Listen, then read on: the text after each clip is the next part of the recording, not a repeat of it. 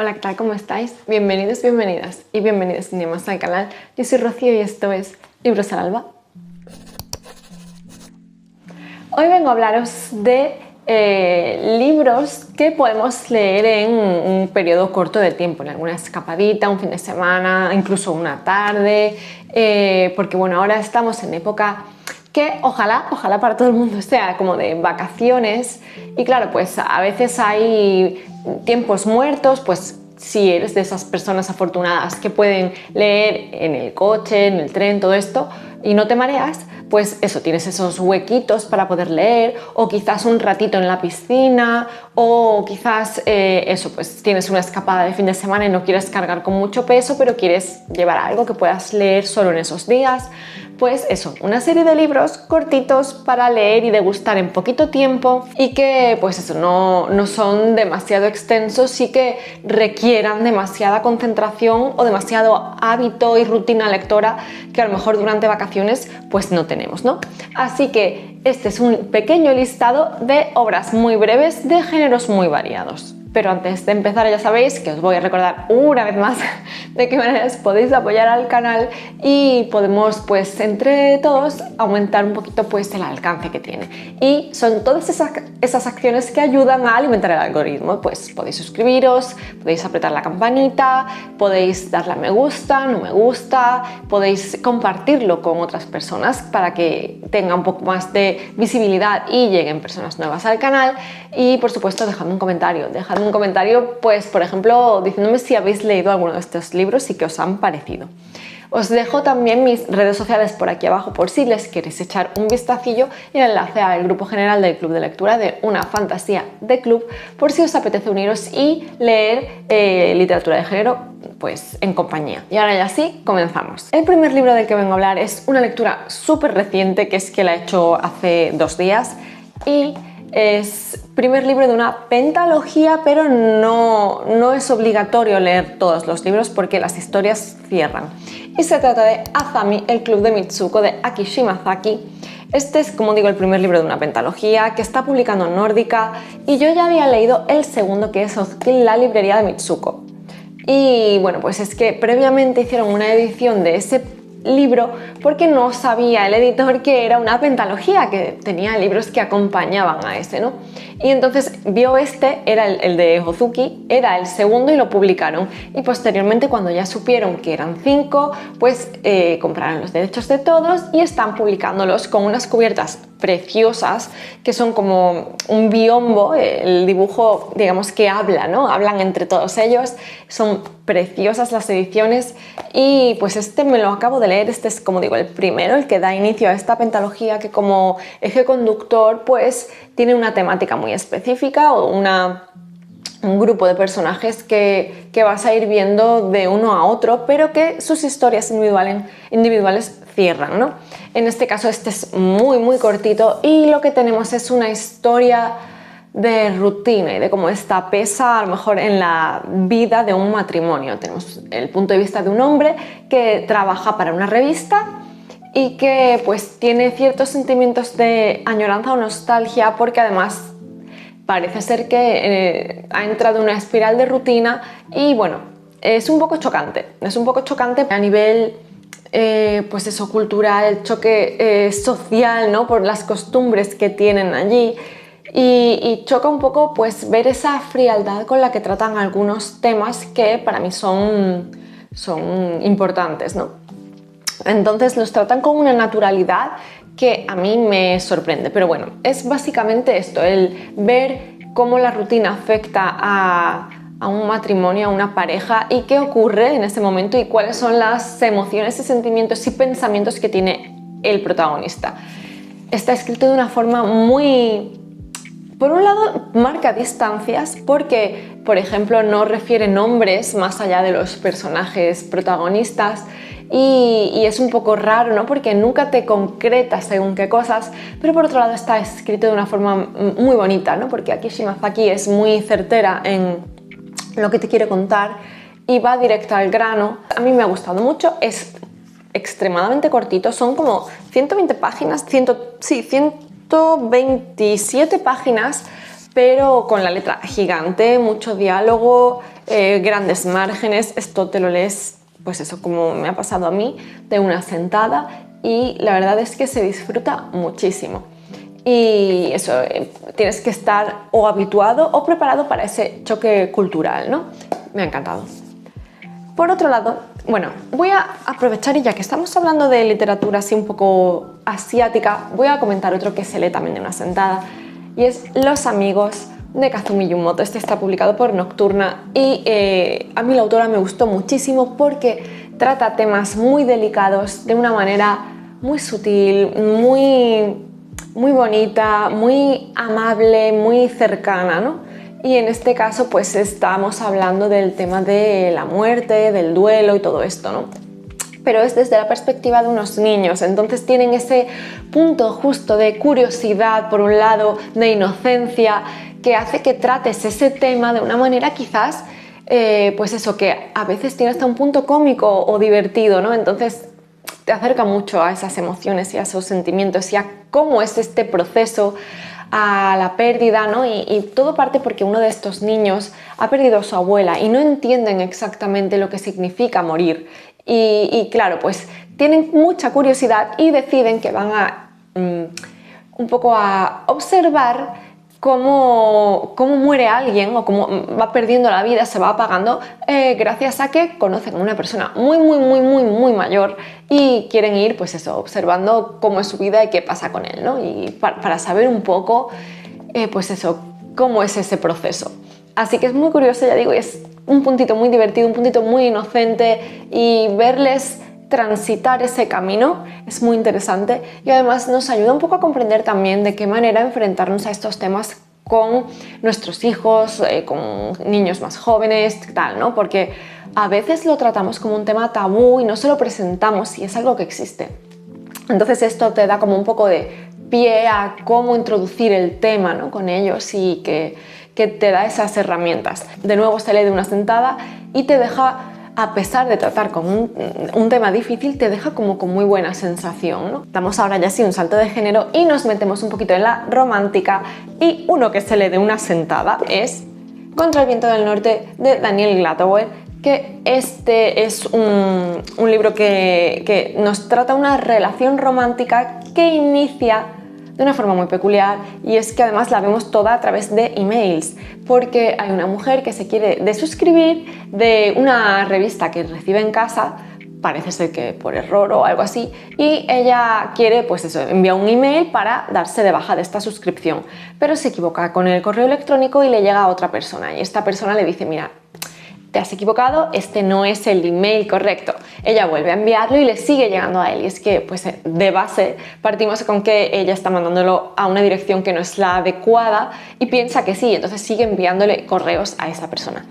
Entonces en estas pues ya se va estableciendo un diálogo entre ellos y van conociéndose, y bueno, pues eso, vamos viendo poco a poco cómo se empieza a generar ese vínculo, esa amistad, y cómo vamos a más, cómo a veces idealizamos cosas, cómo a veces nos obsesionamos con según qué situaciones o incluso dominan nuestra vida en algún sentido, esa sensación de ansiedad, ¿no?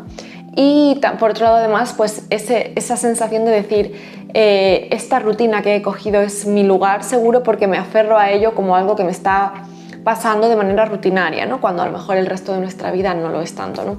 Bueno, no sé, tiene muchas cosillas, y a mí es cierto que no es un libro que me fascinase, porque había muchos comportamientos que me parecían demasiado obsesivos, demasiado peligrosos, y el tema de romantizarlo quizás me chocaba porque me parece algo tóxico, ¿no? Se lee en nada, precisamente por este formato tan curioso. Esta es una obra de romántica que te lees en una tarde. Pasamos al terror con un puntito sobrenatural, y es que tengo aquí Una casa sobre tus huesos, de Marina Tenatena, publicado por Dimensiones Ocultas. Es un libro también extremadamente corto, y aquí lo que tenemos es una niña que vive aislada en una casa en mitad del campo, en mitad del bosque, con la única compañía de su padre.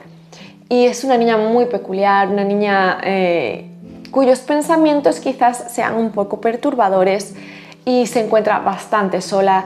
De repente parece que aparece un perrito en su vida y ella, toda su cosa es atraerlo para quedárselo. Y bueno, pues es muy curioso porque ella desde la distancia ve que hay gente que de vez en cuando aparece por ese bosque, pero no se puede relacionar con ellos, no sabemos qué pasa, no sabemos por qué está encerrada, no sabemos por qué su padre la tiene allí escondida y le prohíbe expresamente salir y comunicarse con nadie. De repente hay situaciones un poco perturbadoras, un poco oscuras. También hay un componente en este libro que quizás sea un trigger warning, que es el tema de la aparición de insectos y bichos de una manera bastante escatológica y un poco eso que quizás choque un poco. Si eres sensible a ese tema, quizás no te lo recomiende, pero tiene un halo de ambigüedad y algo, tú no sabes si es algo real, si es algo sobrenatural lo que está imbuyendo esta ambientación de ese tono más siniestro, o qué es lo que está pasando ahí, ¿no? Entonces tienes muchas dudas todo el tiempo y la historia es, o sea, tal y como escribe Marina, es bello, es muy bonito y siempre lo digo que todavía lo hace más turbio, porque leer algo que te está dando mal rollo de una manera tan bonita es como Dios te hace sentir incómoda, todavía más incómoda, ¿no? Así que bueno, pues esta historia es muy breve y es maravillosa. Y siguiendo un poco con el terror, voy a hablaros de otro libro que es Carcoma, de Laila Martínez. Este está publicado por la editorial Amor de Madre, me encanta este nombre. Y lo que tenemos aquí es una historia, también es ambigua porque habrá quien diga que es de casas encantadas y sí, es una casa sobre la que pesa una maldición, pero es algo tan tangible, tan real, hablamos aquí un poco también de una manera muy diferente de la guerra civil y de sus consecuencias. Hablamos de maltrato a la mujer, hablamos de esas diferencias sociales entre clases, hablamos de prejuicios, hablamos de mujeres que están, pues eso, sobre las que hay muchos prejuicios y que están apartadas de la sociedad por determinadas razones. Tenemos una abuela y una nieta que conviven en una casa que las ahoga, que las asfixia, que parece que eso, que tiene cierta maldición pesando sobre ellas. Y pues vemos un poco cómo esas paredes casi podrían contar una historia paralela a la de esta abuela y esta nieta. Y pues eso es una historia muy curiosa, está escrito de una manera que quizás tampoco sea para todo el mundo, porque sobre todo cuando hablan ellas en los diálogos está transcrito tal cual ellas hablarían, y son personas que al final tienen un nivel cultural quizás más bajo de lo que era la norma, y entonces tú lo ves muy bien en cómo hablan, cómo se expresan, y quizás eso, pues eso, choca un poco para quien no está acostumbrado a este tipo de diálogos y de transcripción escrita, ¿no? Entonces, bueno, pues puede chocar, pero a mí me funcionó bastante y me transmitió mucho sobre cómo vivían en esta casa y qué había supuesto para ellas esas consecuencias de esa guerra, ¿no? Y de cómo las seguían sufriendo varias generaciones después. Muy interesante, pero además eso, tiene esa casa que tiene su propia historia y que es lo que le da ese factor sobrenatural y ese factor quizás un poco más de terror, porque guarda muchos secretos y esas paredes han visto muchas cosas. Así que muy interesante también, y es que se lee en nada también. Así que este es además muy efectivo porque quizás apela más a algo que nos es más cercano. Así que muy interesante. Si os apetece leer algo más clásico y escapar un poco de esta sensación de calor, os traigo aquí La Navidad para un niño en Gales, de Dylan Thomas, y en este caso también publicado por Nórdica, pero en una edición además que viene con ilustraciones súper bonitas, que complementan muy bien a la historia y que, bueno, pues simplemente vienen a hacerte de esta pequeña historia algo mucho más, no sé, un momento mucho más agradable, mucho más acogedor. Además es una edición bilingüe, pero aquí pues básicamente nos viene a contar exactamente lo que estamos diciendo. Un año de una de las navidades de un niño que vivía en Gales, y lo está contando desde el punto de vista de que ella es mayor y está rememorando. Entonces todo está plagado de ese halo de nostalgia, de cómo vivía, con qué inocencia y con qué felicidad vivía la Navidad, y cómo veía él a los adultos desde su mirada infantil, cómo entendía la realidad de una manera tan diferente, cómo era de distinta la Navidad y cómo era de distinta la infancia y lo libres que eran y cómo veían o cómo se reían de los adultos, y cuando ya eres adulto pues entiendes cómo se comportaban esos adultos, pero lo veía desde una perspectiva diferente cuando era niño. No sé, tiene pues todo ese halo. Además es como...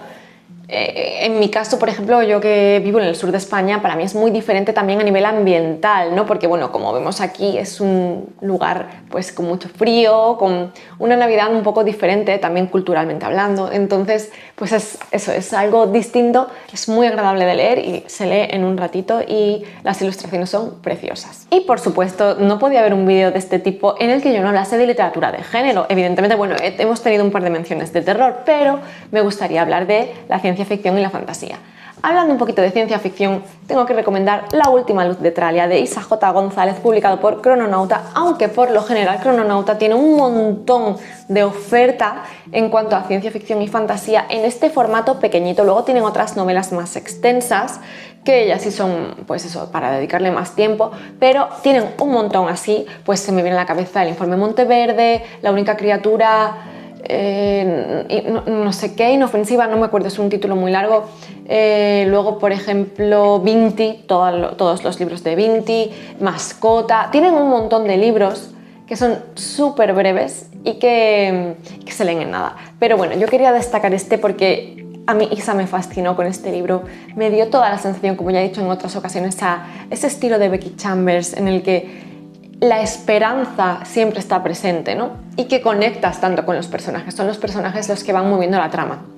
El inicio es muy fuerte porque tenemos a una persona que despierta en una nave que ha tenido algún tipo de accidente y que toda su tripulación ha perdido la vida y se encuentra solo en mitad del espacio teniendo que encontrar a alguien que lo rescate.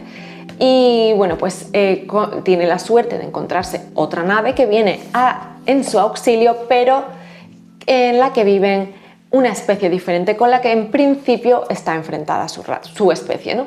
Entonces, bueno, pues vamos viendo, este es el inicio, ya digo, es muy brutal, pero vamos un poco viendo cómo los personajes van moviendo la trama, cómo la esperanza está todo el rato planeando encima de esta historia, cómo son capaces de derribar barreras y muros, cómo es tan importante esa relación y ese diálogo, ¿no? Esa conversación para conseguir entenderse, para llegar a puntos de acuerdo. Es una historia muy bonita y es que está ambientada precisamente eso, en el espacio, en unas naves, y también vamos viendo por qué están allí y qué está pasando y por qué, qué pasó con su tripulación y por qué estaban en esa nave. Entonces, bueno, es una historia que a mí me supo a poco, no porque no fuera completa, sino porque yo quería saber más de ellos, porque generé mucho vínculo con estos personajes en tan poquitas páginas.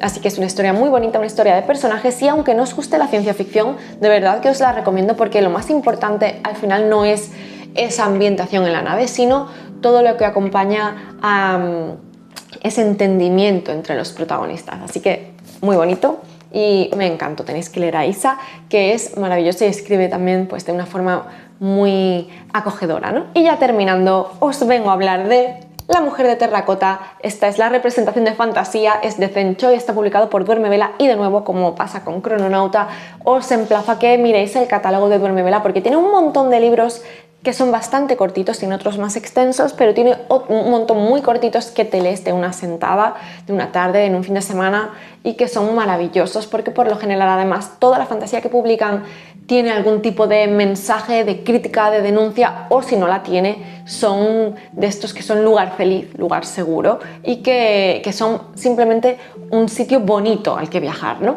Entonces, esta es una de las obras que tienen además con ilustraciones, a ver si lo enseño, tienen ilustraciones, o sea que es una edición muy especial y la verdad que era muy interesante, era muy bonito, es muy bonito y es extremadamente corto. Lo que tenemos son pues los 10 niveles del infierno chino, y vamos viendo un poco pues desde el punto de vista de una chica joven que cuando perdió la vida pues eso, fue allí, y vemos cómo es esta sociedad, cómo son los estratos en los que se organiza, y bueno, pues ella, para poder mantenerse allí, para poder prosperar allí, se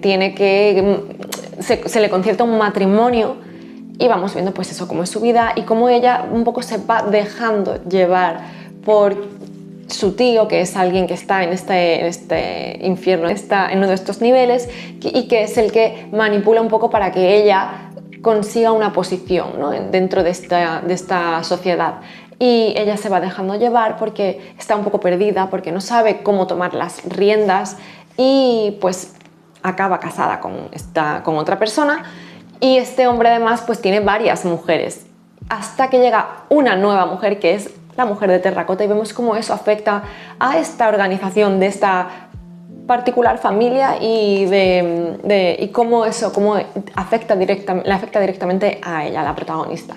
Así que eso es súper breve, es muy interesante porque es una cultura totalmente extraña y diferente a la nuestra en cuanto al tema de cómo se enfrentan a la muerte, cómo se entiende que es esta vida después de la vida, y es muy, muy curioso, es muy distinto y muy visual también porque tiene descripciones que te hacen poder entrar en este mundo tan diferente, ¿no? Así que eso, se lee en un ratito, las ilustraciones están genial y es quizás eso, es un libro muy breve que se te puede quedar un poco corto, escaso, pero la verdad que es muy interesante y es bonito imaginarte, ¿no?, a nivel estético cómo es esta obra. Y hasta aquí mis recomendaciones de libros cortitos para leer en pues, una sentada, un fin de semana, en una escapada.